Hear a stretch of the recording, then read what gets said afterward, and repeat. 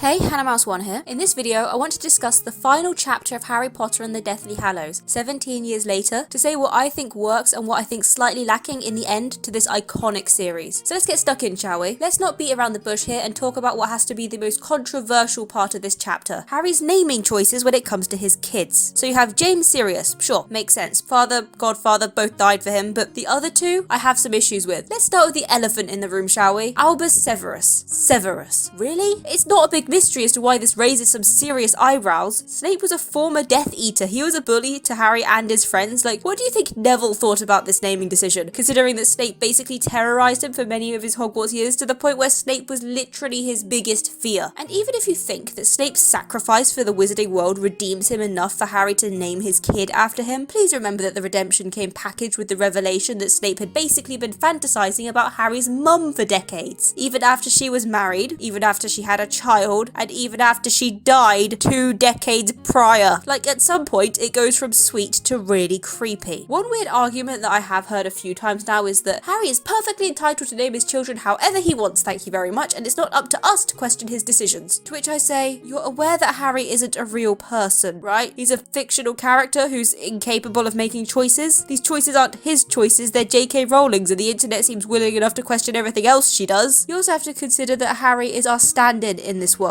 We're supposed to see things through his eyes and for the most part agree with or at least understand his decisions. That's why even his most dubious decisions tend to be accompanied with an internal monologue so that we can at least follow his logic, even if we wouldn't do what he did. If the reader can't connect with Harry, it simply feels off. So when it comes to naming his son after Snape, Harry is basically saying that he forgives him. If the reader doesn't agree, then they lose that connection. And because this decision happened over a 17-year time skip, the reader doesn't get the internal monologue. They don't get to see him going over in his head, arguing about it with Ginny, trying to justify his decision and make it make sense. So unless a reader inherently agrees with the decision, they can't really follow it. And it's not like Snape was the only option here. There were plenty of other people Harry could have honoured. Remus, Fred, heck, child number 3, we'll be discussing her in a moment, proves that their namesakes don't have to be dead, so Neville, even if you think Snape was a good guy at the end of the day, was he the most deserving of this position? It feels off. Of course, if he's not named after Snape, then Harry can't give Al that "it's okay to be in Slytherin" speech, which is probably why JK chose to name him as such, but if the naming choice falls flat to the reader, then this little chit-chat inevitably follows suit. I mean, if Dumbledore was a Slytherin, then this would have worked out a lot better regardless, but that's another video. Link to the icon if you want to check it out. But let's move on to the third child, shall we? Little Lily Luna. Not quite as controversial as her brother, but I have my issues. Not with the Lily part, the Luna part. Harry's not great with the middle names, clearly. First of all, the fact that Luna is the only living character that Harry named a child after feels a bit weird. I guess that he didn't want to name his daughter Nymphadora, but my bigger issue is that Luna is the only namesake in Harry's generation. Why would this matter? Well, there's a common idea in the Harry Potter community that for each character in Harry's generation, there is a corresponding character in the older generation, with the younger character overcoming the older character's major flaw. Harry is the better version of James. Where James was arrogant and a bully, Harry was selfless and humble. Ron then is Sirius, the best friend, loyal to a fault, except Ron lacks Sirius's fatal recklessness. Hermione is Remus, both outcasts in the wizarding world for being muggle-born or a werewolf respectively. Remus was so ashamed of his condition that he was ready to abandon a pregnant Tonks over it, while Hermione was mudblood and proud of it. There are other places that go more in depth than I will here, but briefly, Neville is the better version of Peter Pettigrew, Ginny is Lily, and Luna is Snape. You'll also note that every one of these older characters dies by the end of the series, with the younger characters all surviving. The older generation sacrificed themselves to pave the way for the children to build a better world, which is why throwing a single name from the younger characters feels a bit off to me. If these names are meant to be a tribute to these sacrifices, Luna, as much as I love her, just doesn't fit. Although only one of the older generation characters I mentioned is female, so maybe Harry couldn't think of anyone else. Although I still think that Lily Dora Potter would have been kinda cute. But if we're removing the they must be dead stipulation here, Minerva? She certainly gave Harry enough over the years. She cared about him, she supported him. Remember when she offered to train Harry every night until he got the qualifications to become an Auror? Or what about Molly, Harry's surrogate mother throughout the series? Does it not feel infinitely more appropriate for Harry's daughter to be named for the mother he lost and the mother he found? But setting aside the fact that Harry's naming choices are a little questionable, I actually like where his story ends up. It makes sense to me in a love conquers all story that the story ends in a place of love. Harry's story started with him losing his family and ends with him finding a new one. It works. Should he have become an Auror? I'm not sure. I'm a bit lukewarm on it. I mean, it was his main career goal through the books, and having him change his mind in a time skip might be a bit jarring. terrifying, but I kind of feel like after defeating the Dark Lord, he might have wanted a change of pace. If we're thinking about the generational idea, it might have been really nice for him to become a Defense Against the Dark Arts teacher. It wouldn't exactly be coming out of left wing, considering he ran Dumbledore's army, and it would be a nice notion. James's generation laid the foundation for Harry's, and Harry's generation was better. What could they build the next generation into? The only real issue is that being a Hogwarts teacher would involve him living at the castle, which kind of strikes the whole family angle in the face, doesn't it? But overall, I'm satisfied with where these characters wound up by series end. What I'm less satisfied with is where it leaves the state of the wizarding world. There's this attitude by the end of the series that Voldemort is defeated, so there's no evil left in the wizarding world, and yet the series had set up so many systematic issues that paved the way for Voldemort's rise to power. The most explicit example is when, in Order of the Phoenix, Fudge first sees Voldemort. Voldemort is standing where, a few minutes prior, there had been a statue of a witch and wizard standing atop a myriad of what might have been considered lesser races, a centaur, a goblin, a house elf, with these lesser races gazing up adoringly at the witch and wizard. This is the system that gave rise to the Dark Lord. Voldemort is the system dialed up to 11. Case in point, when the Ministry is taken over by Death Eaters, there's a new statue. Now it's the Muggle-borns being crushed under the weight of the pure-blooded. That's the natural progression of a broken system. But at the end of the series, has anything really changed? For example, the house elves are still enslaved, with an as long as you're a nice slave owner, then it's perfectly okay attitude. The fact that Harry himself is a slave owner will never cease to be concerning, and I know some of the surrounding lore says that Hermione lobbied for more fairness for these marginalised races post-series, but it's not enough. There's no acknowledgement by the book's end that the system is fundamentally flawed. Another broken system that remains unchanged is the sorting system. This is one of the first ideas that Harry is introduced to. There's not a witch or wizard who went bad who wasn't in Slytherin, and it's reinforced over and over and over that Slytherins are evil. Yes, there are exceptions to every rule, but it's